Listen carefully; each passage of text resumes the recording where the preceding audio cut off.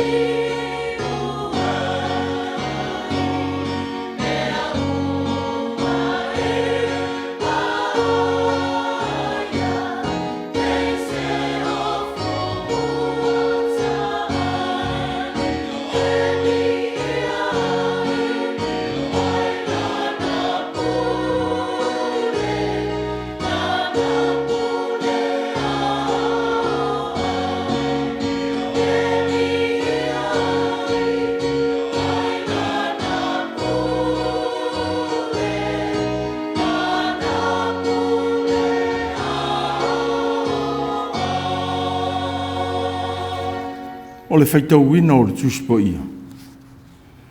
Tusi filifilia o le neia sā. Jeremia i lonu mataupu e tolu se fulu.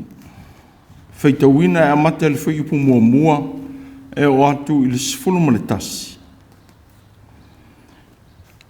Tusi al perfetto o Jeremia i lonu mataupu e tolu se fulu. E faitauina i le whaiupu mua e o atu i le sifulu ma le tasi. Whaafonga maia i le awhionga po ia a le atua. O le awhionga na o mai a Jeremia mai le alii ua whapea mai.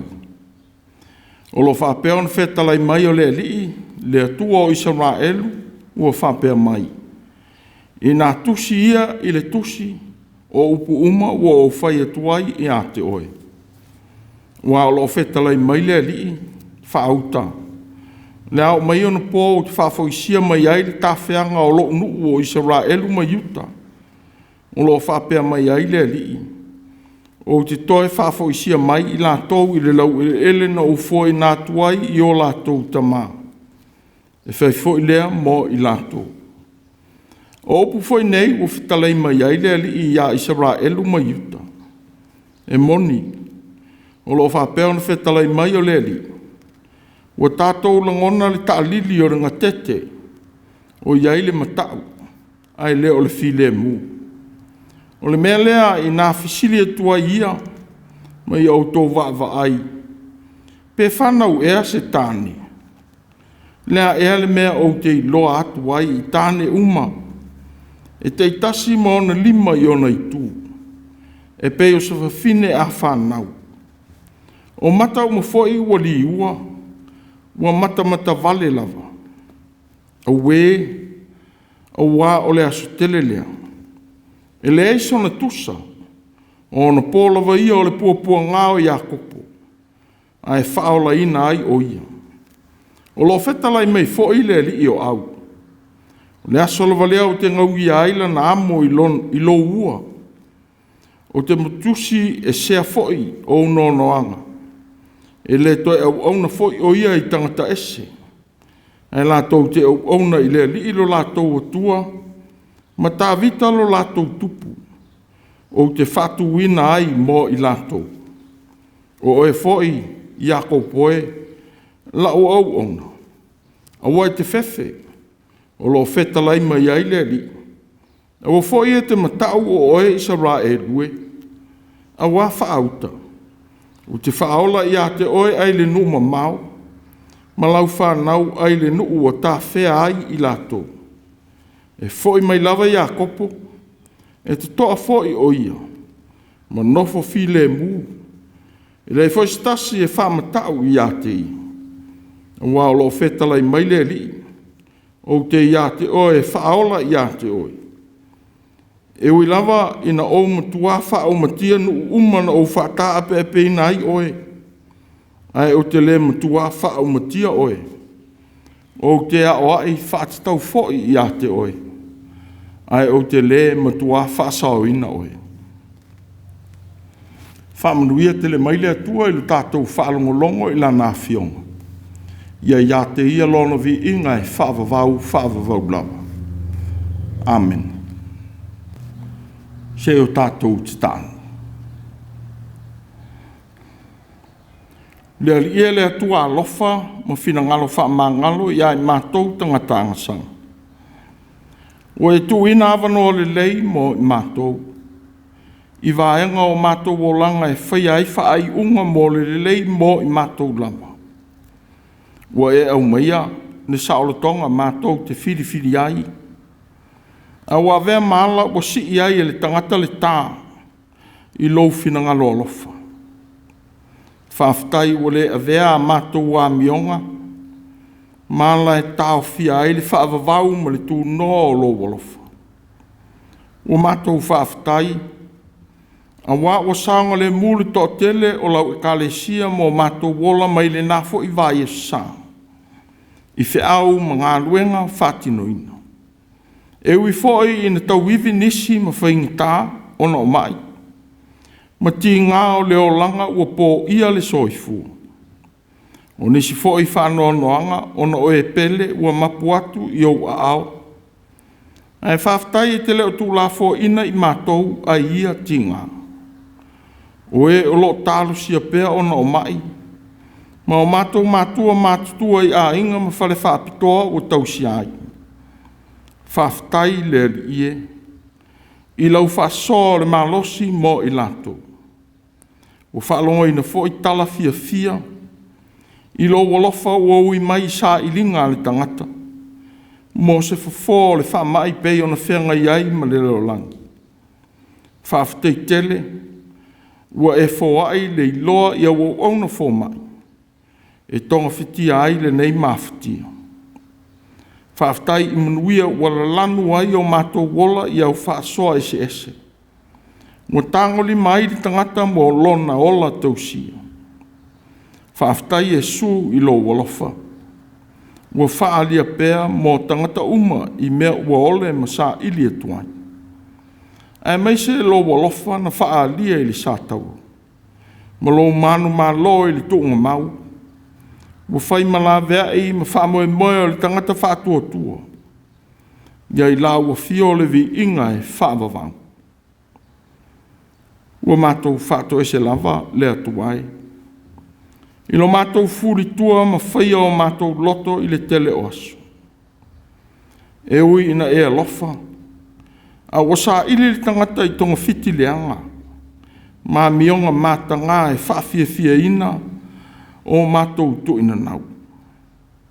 Se i alofa e whamangalo lo mātou le ava i la ua fio. I ngā ioinga ua mātou whai. Ua mātou fia e tau lo siri ese ma lo pa ia. A ua mamao ma o mātou loto ai meise i o mātou wolanga. Se i e lofa e whamangalo ina le ola whaafolinga i o numa. Whamangalo ina fo i le fia e tu ua ia leanga isi. E ui o i mātou lava e mafua i ia leanga. Ua tau wale a pēla u tala lei. I leo langa i no sia ua mātou wolai. Ua vea ma pāpuni mo lau whanau fia muli atu i lo fina ngano. A mātou upu ma manatu so ona lafo. Ua whamanu o lia ai loto. Ma whama mau ina ai i la tau i lau whaoletanga. Ua mātou talo. Se e whamangalo ina i mātou o tangatanga sama. Se e whatuwai o mātou loto ma manatu i au wala o le lawea ina. Ma whao ngā ina pēr i mātou mo lau ngā ruenga. Ia whai ma mea whai ngā ruenga au ngā. E mo moli lo fina ngalo i a ola ai i o tangata. Mātou te whaatua tua i lo maliu Jesu ke riso le ali.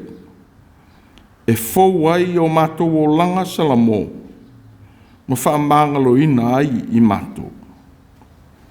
Ua mātou te talo le atuai.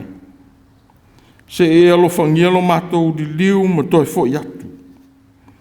Ia ngalua ina ele mana o loa nganga pa ia o mātou o langa. E whiri ai pēr e whaia le mele lei. Ia mātou i loa na whaalolongo atu i au taita i ngā lofa. Se e alofangia na i o mātou mātua mātutua i a inga ma whale whaapitoa o tausi ai. Se e whamanuia foi e o mamai i a inga ma whale mai. Fo mai sili pēr la ua fio i o lātou puapuanga. Whamanuia na ngā ruenga whi tā o whea ngai mau o ono fo mai. Ia whai pēr mo ua ao e la vea i o tangata mawhatia. Se e whamanuia i lātou o sa ili matangi nisi tū o lero langi. Po le nei foi e tunu.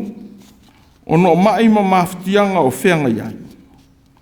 Alofa ina whai lele ma pepe. Ha pēr foi tina ma whanau ma i tanga. Se e alofa i whanau o whenga i ma onga. Ngā ruenga ma tā longa. Ua no nofo e se atu ai ma ainga. Whanau foi o no nofo i nisi i tū o le nei tunu. Po o le larolangi. Se i e whamanuia. Alofangia le alo suenga o whanau. Ma le toia o le tau mawhai i le nei tau sanga. ia manuia. Se e alofangia whanau o tu inatu mo lea o tau wina, ma whao ngā ina mo lau ngā luenga. O te talo mo whanau o le iloa i le matapoto o le fili, ia e la vea ina. Whamanuia i a Samoa i Simon Sifo, i a inga, i noo, i whainga mā lo ma lau e kālesia.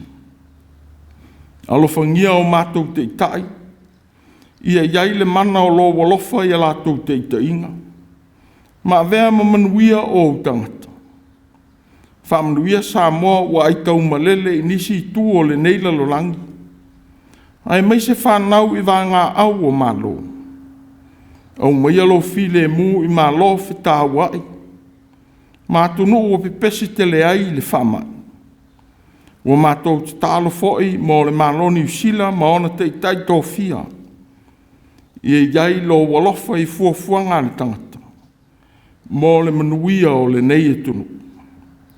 A mātou whaalongo i lo whinangana. O mai ngā ngana o lo wanganga, e whesota iai i lau whanau whātuatua. Ma whao ngā ina ai pēa le tangata whātau waa mo lo whinangana. O a mātou te talo ia. Whātasi me te talo lilo o lau whanau. E tu ina atu ma le loto talitonu e te whaafafonga ina. Ua mātou wala au ma o le lava. E ala ia Iesu le lii la mātou te talo. Amen. Tātou pese i le atua i le pese se laus fulu ma le lua. Se laus fulu lua le pese.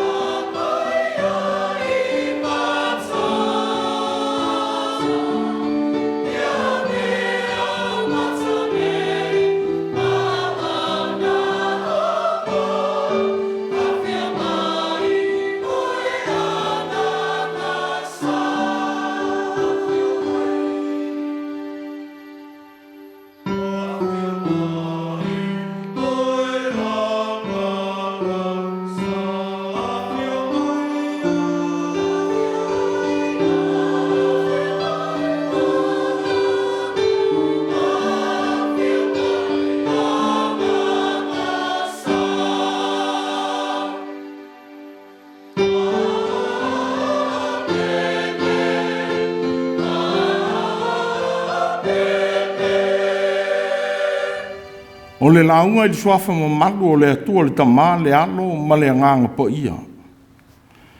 Ua maua le matua o le launga i le foi upo e se fulu. O le tusi whaitau aso o le nei foi e sa.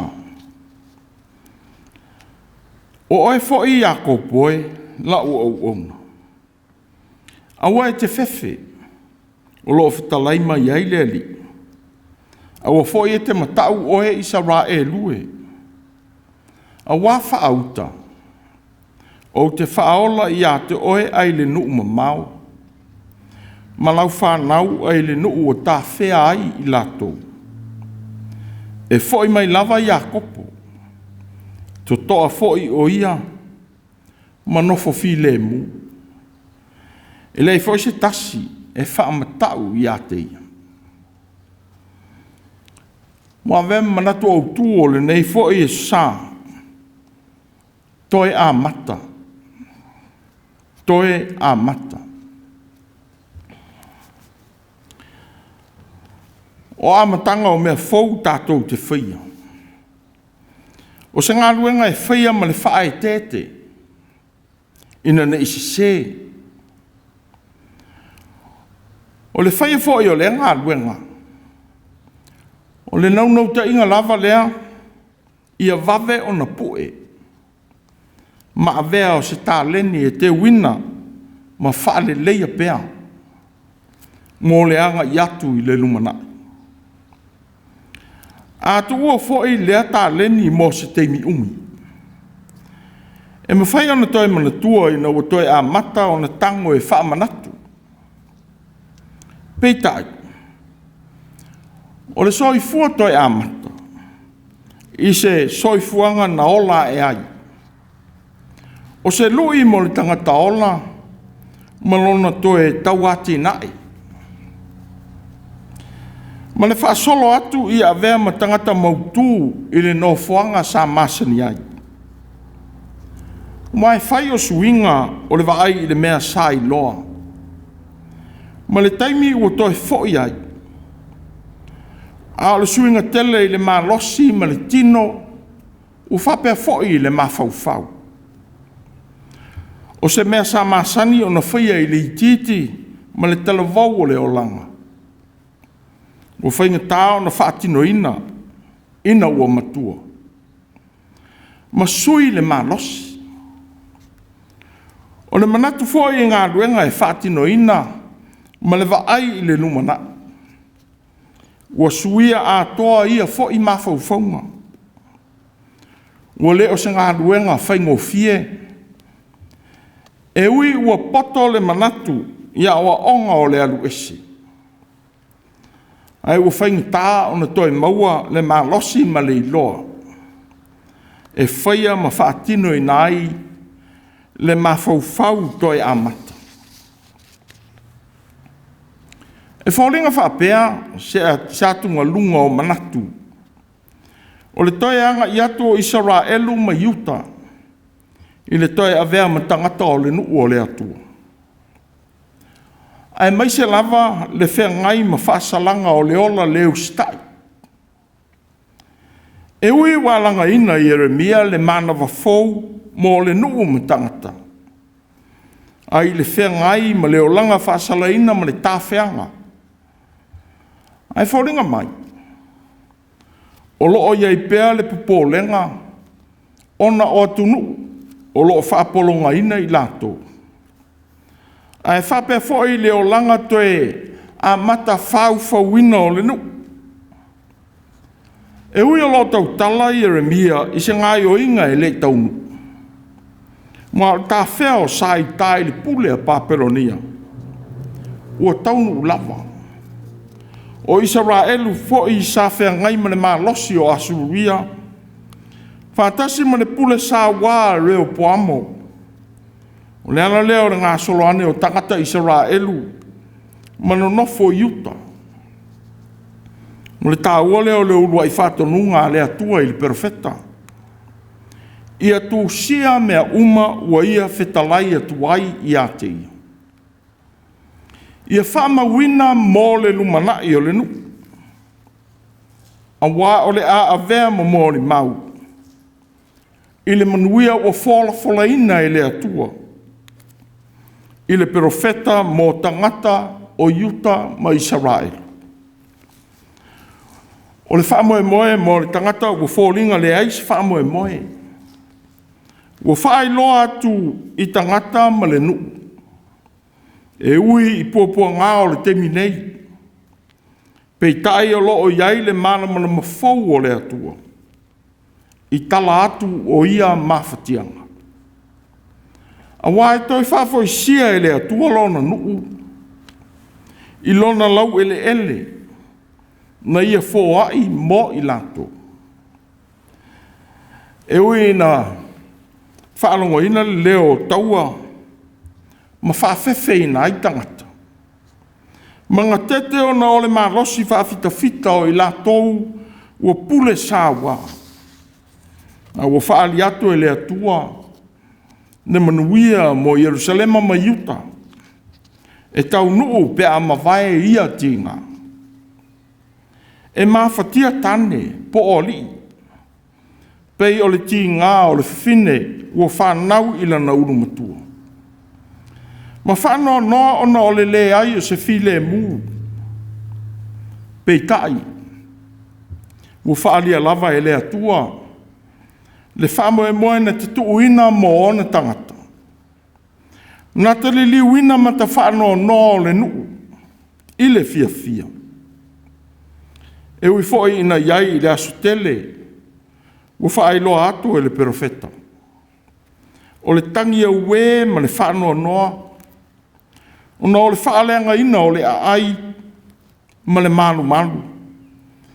Whatasi ma le avea whaatangata o taua ina o tangata. E le malosi whaafita o Papelonia. O walo ia le toi maua o le file mu e tangata. A wai whaamangalo ina i le atua Israelu ma Iuta i le ola le ustai. Ma toi whaafoi i latou e no foia le lau ele sa ia foai mo latou matua. O le atua na te ngau ina le amo. Ma motusi i maia o noa tanga. Ua whaia e atunu ua whaapolonga ina Iuta. Ai peitai. Ua alofa i pea le atua i tangata whaatu i ese. Maanga sama. Aolefisi. Aisea ua alofa i pea le atua i tangata whaatu i ese. Maanga sama. Awa le atua e alofa whaamangalo. E whaamaoni fo'i le tausia o lana pitola au o le whengai. O le ngā ruenga na ia whaai loa i a Israelu ni te whaia. Ina ua wala au ina e whai maonanu. E nau no na whina ngalo i manuia mo lana whanau. E ui o manuia o ta oto i le lumana. O atu le atua mo ona tangata i ala ma le o langa. Nā tau te ngawhatia o na tau ave o na ti ngā. Ua whape foi o na i whaamangalo ina le tangata ngā sala. Ia ngā sala ua whaia ma le iloa. Po o le iloa. Peitai. O Iuta ma Israelu. Na le whaamaoni i le atua ma lo nanga le lei. O Iuta ma Israelu. Na o la ifo i tupua, a e tuua le atua soifua. Na o la whaia mea ua ngā sia ai, e tangata whaatusa, o ia atua mamate.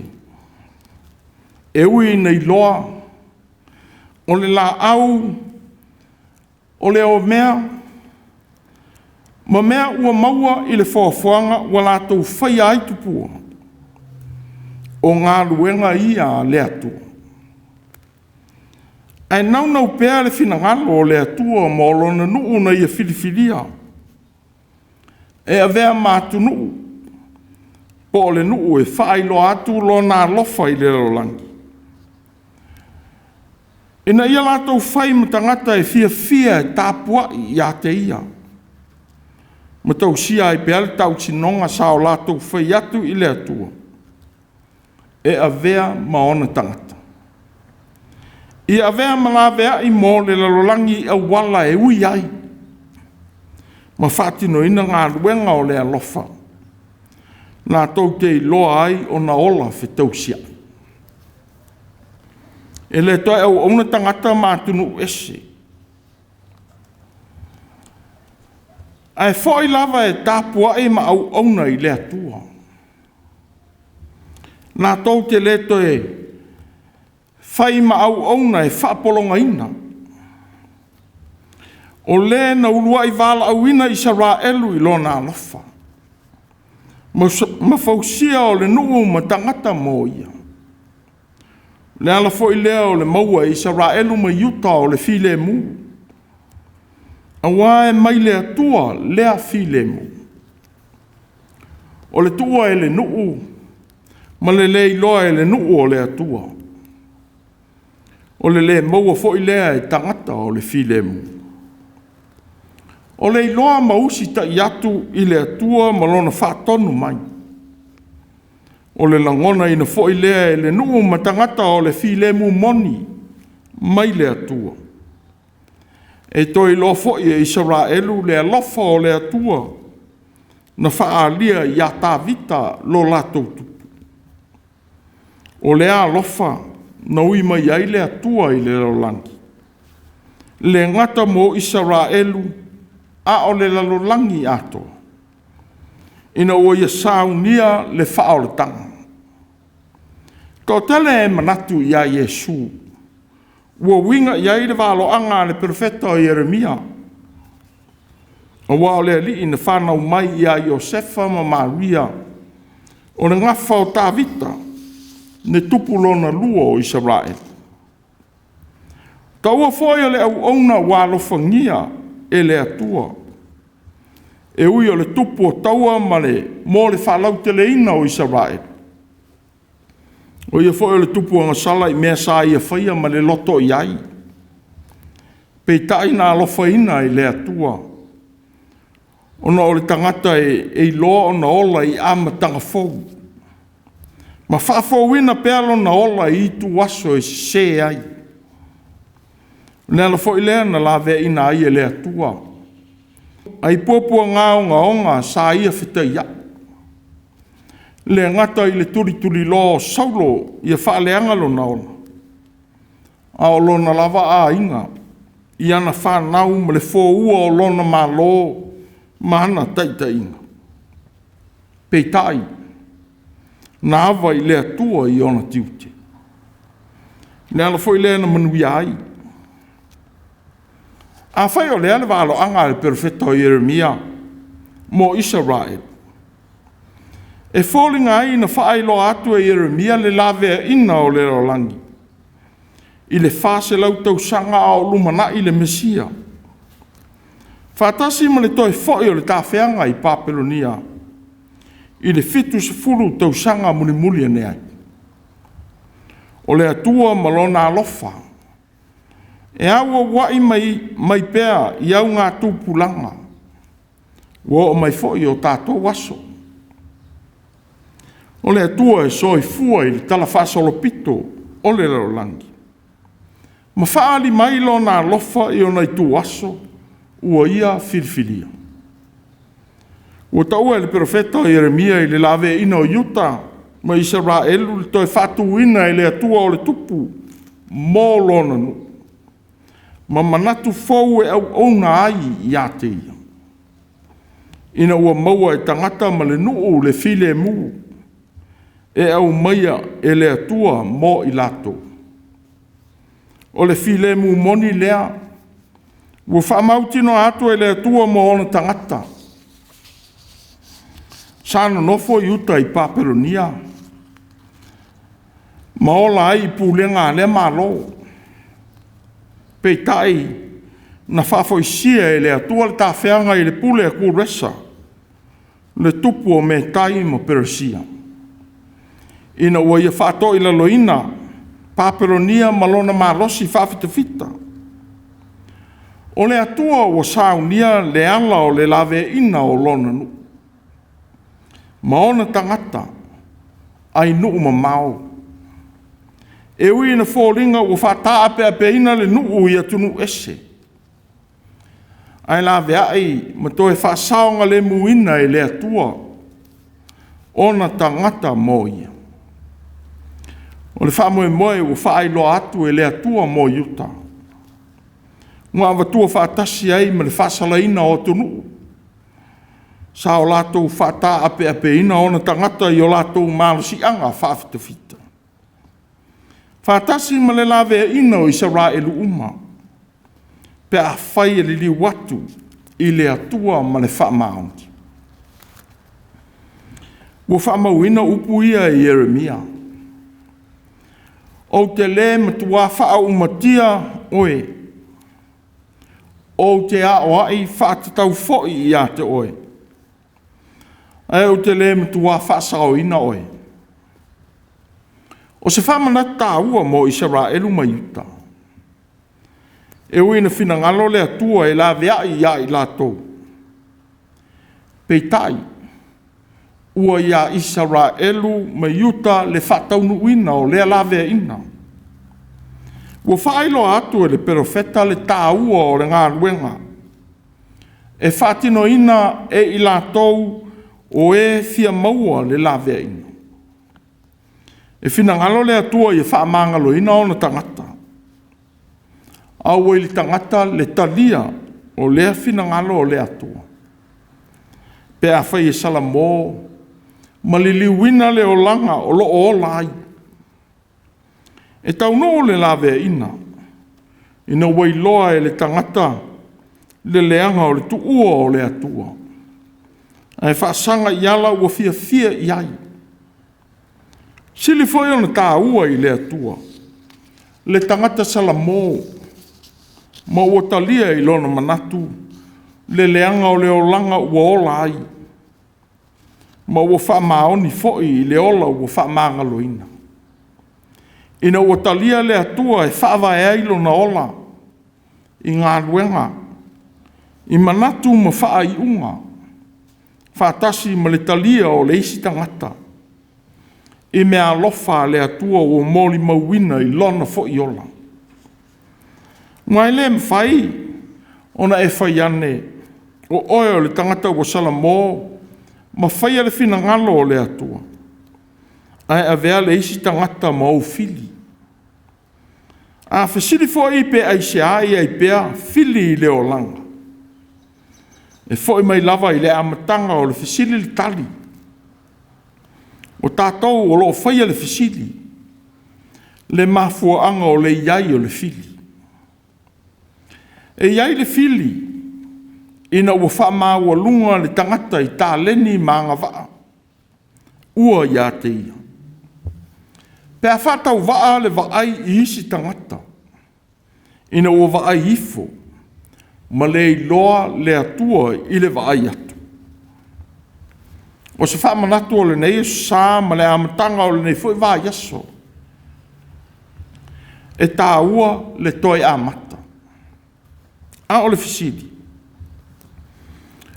O whea e a mata ai le ngā ruenga toi a mata. E whaun tātou tali. E a mata i a te oe. E a mata i a te a. I a mata i le atua suinga tātou te mawhau i ai. Ona tū mau lea. I a te tala o tātou loto i le atua. Na te toi whau ma toi a mata o tātou o langa. Ini o langa fou. O langa e soi fua ai le atua.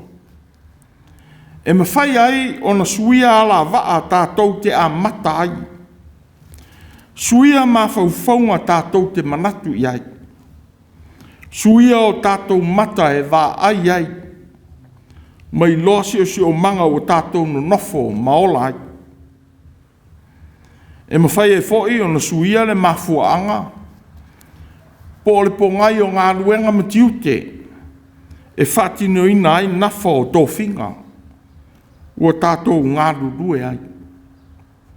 E le liwina lau wa ai i lau tua oi, ma lo manatu i leisi o uso Kerusiano, ua avea mawhili i lo manatu. E au maia le file mu moni i lo loto, pe a whai o whaasili le ita, ma le ola fia tuto o tasi i au mea whai. Ina ia i longa ai oe i e mata matamai.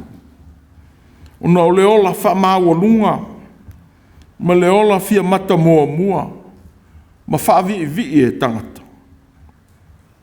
O se tasi o wha manatu, o le meta upu o le nei vaiasu.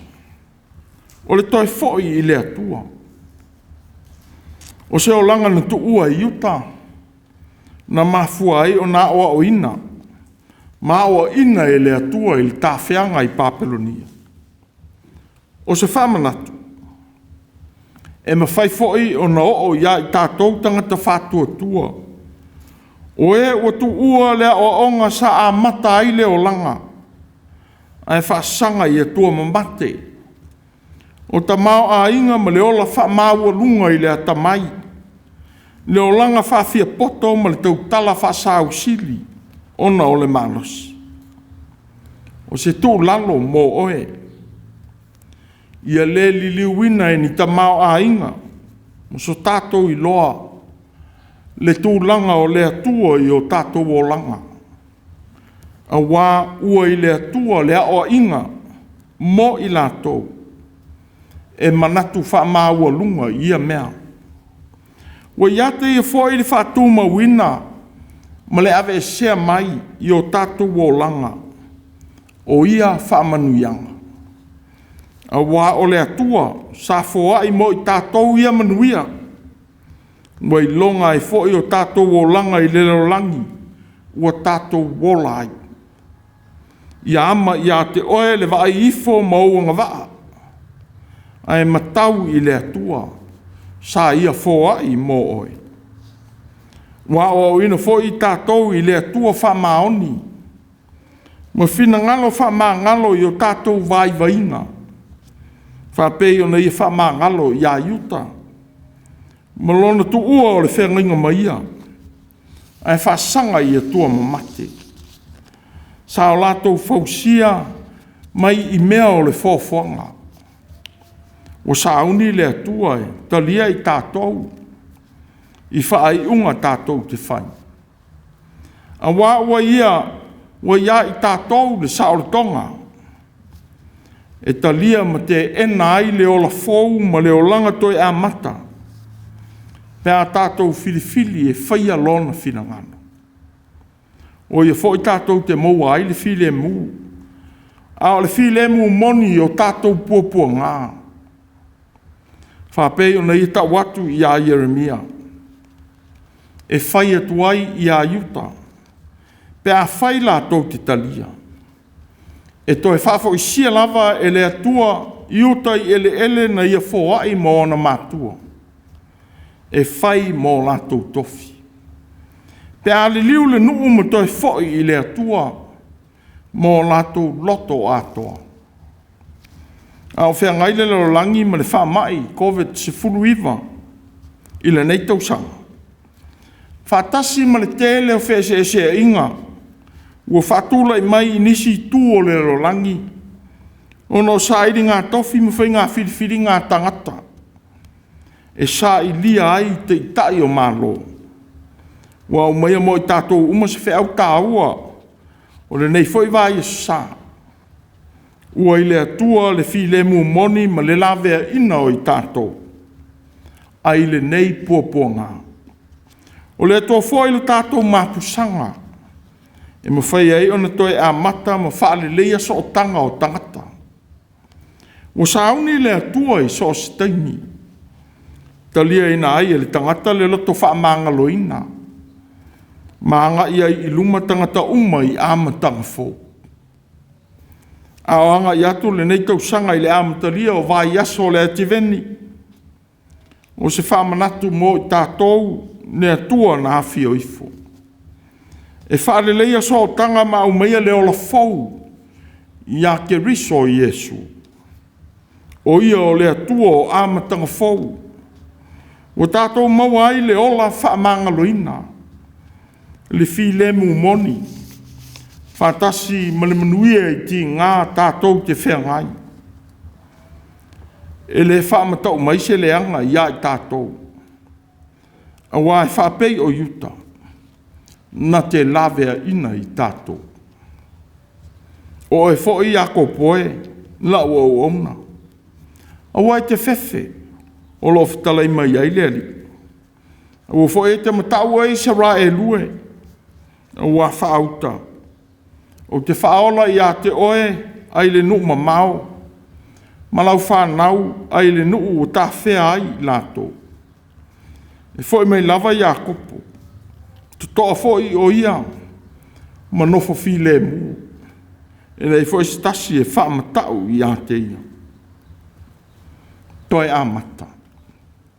Amen. O le pese o saungia e le au whipisi.